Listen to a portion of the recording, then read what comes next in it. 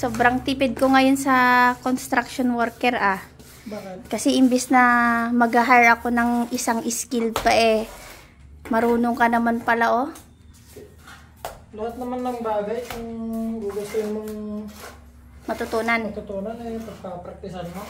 Ang hindi mo lang kaya, yung ayaw mong gawin. Try and try, di ba? Pwede naman kasing subukan mo hanggang sa matuto ka. Di mo alam, mason ako noon. Ay, mason ka? Oo. Nung nasawa mo ako, mason na ako noon. Hindi ko lang pinakita, baka masyadong ma-inlove ka. Ay, ganerms. Ayan siya pa kasi yung pasasahudin ko. Kaya, yan.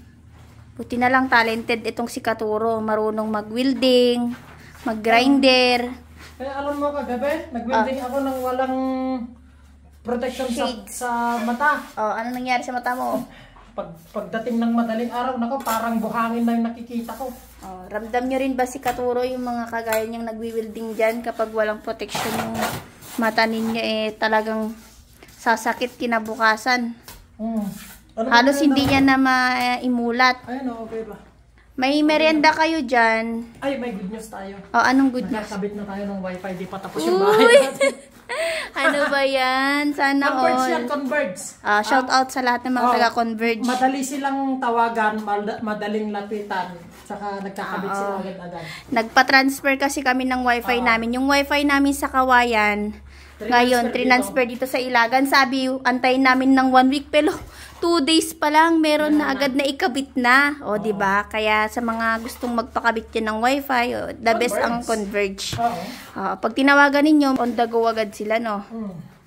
Kaya highly recommend din. Mababait din yung mga staff nila doon. Kaya shoutout mo naman sila. Shoutout sa Converge ng Kawayan ba yun?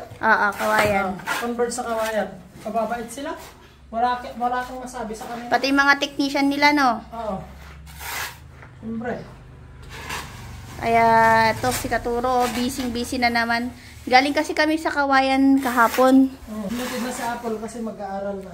Inuwi na namin si Apple kasi dun siya nag-aaral. Nag-aaral na siya. Dito kami sa Ilagan, maraming trabaho. May pamerienda ako sa inyo. Andun, bibingka. Tsaka soft drinks. Dalawa pa lang sila kasi tag-ulan ngayon, guys.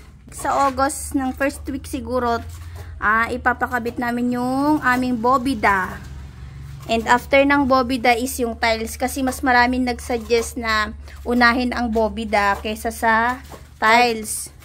Next week, pagloobin ng Panginoon, bobida na bago tiles. Okay. Mag-suggest na rin kayo kung anong pwedeng igamot sa mata ni Katuro. Talagang parang surprise. Parang pinaiyak ko pero hindi ko naman pinaiyak.